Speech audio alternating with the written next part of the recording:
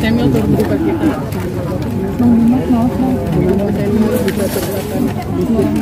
Ya, jadi kita dapat kabar ya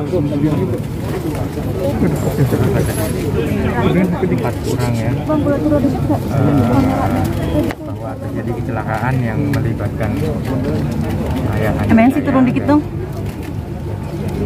Belum tahu kondisinya bagaimana saat itu. Terus kami mencoba mencari pertolongan untuk bisa mengetahui apakah beliau memerlukan tindakan, tetapi nggak berapa lama kami terkonfirmasi bahwa ayah saya terasa sudah ada sekitar pukul 3. Jadi mungkin tepatnya pada saat kejadian, dan ya tentunya ini suatu momen yang sulit untuk keluarga kami.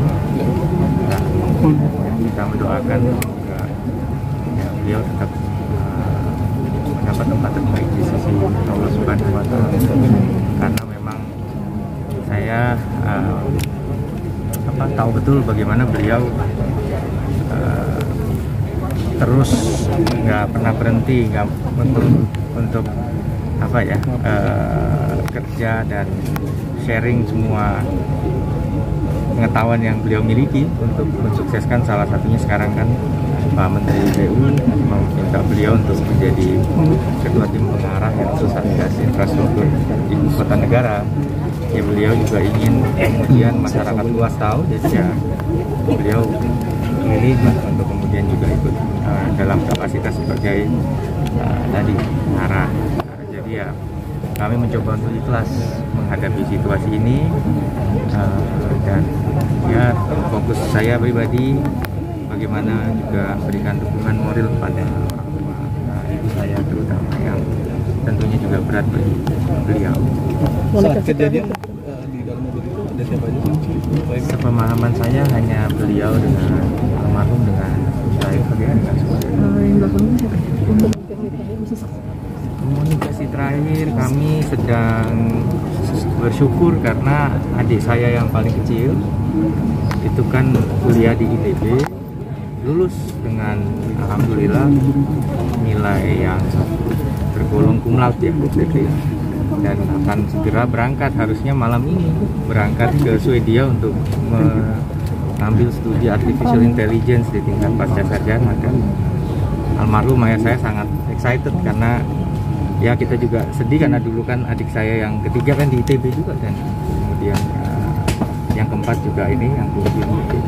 Jadi ya itu momen terakhir kami kumpul, kemudian tanggal 14 ya kurang lebih, dan ya begini, kemudian kita ya syukuran gitu ya. Tetapi salah satu momen yang menurut saya bersyukur pertama bahwa kebetulan adik saya yang perempuan itu suaminya tinggal di Australia, jadi mereka bolak-balik, dan pada satu kesempatan saya memang sedang dinas ke Australia, kemudian entah kenapa saya mengajak, tentunya pribadi ya, artinya dengan resource pribadi, nggak ada hubungannya gitu ya, tapi yang nggak mungkin kan sebagai kepala daerah kami nggak mungkin ke luar negeri kalau tidak ada urusan dinas atau berobat atau ibadah. Jadi saya tetap kerja, tapi ya masa sih sehari 2-3 jam nggak bisa di free time-nya untuk kemudian ada waktu dengan keluarga. Nah, ternyata itu jadi momen pada saat saya transit on the way balik itu,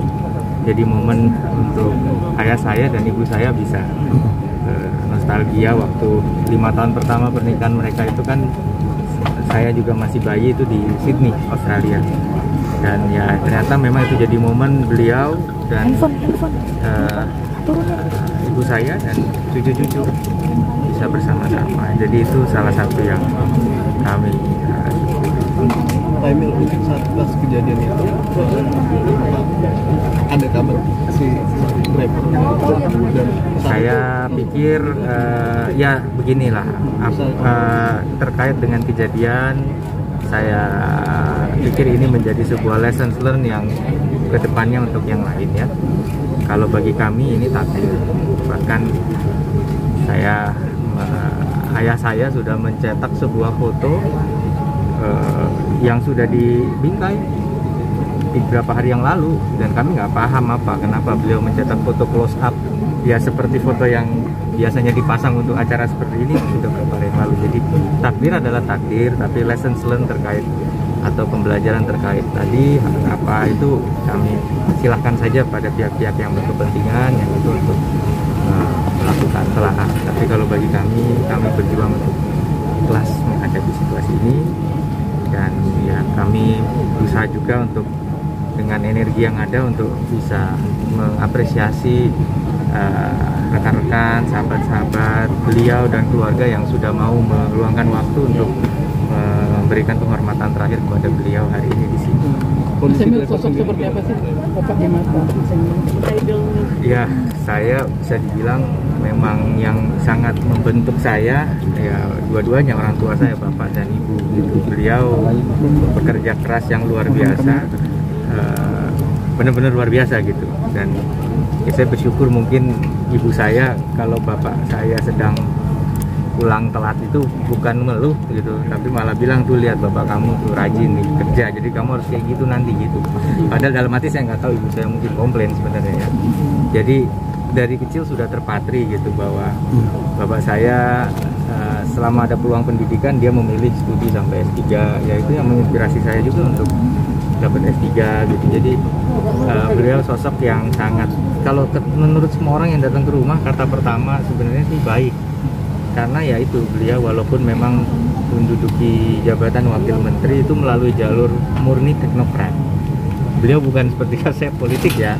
Kalau beliau teknokrat, benar-benar menjadi seorang wakil menteri itu meniti karir dari bawah sebagai seorang birokrat, memberikan hasil yang semaksimal mungkin, dan ya itu juga makanya beliau sepemahaman saya dapat penghargaan, satu-satunya orang Indonesia yang dapat penghargaan dari Federasi Jalan Internasional, International Federation untuk Professional of the Year sejauh ini. Jadi ya mungkin itu role model lah buat saya gitu. Dan ya mudah-mudahan tentunya saya juga sebelum beliau menutup mata sudah bisa marem tuh tenang, relatif bahagia dengan apa yang sudah dicapai oleh putra putrinya. Rencananya apa dimakamkan? Insya Allah kami terima kasih pertama juga kepada Bapak Presiden ke-6 Pak Susilo Bambang Yudhoyono yang menganugerahkan bintang Mahaputra Utama kepada beliau, dan memang itu berarti beliau dimakamkan di Taman Makam Pahlawan Kalibata.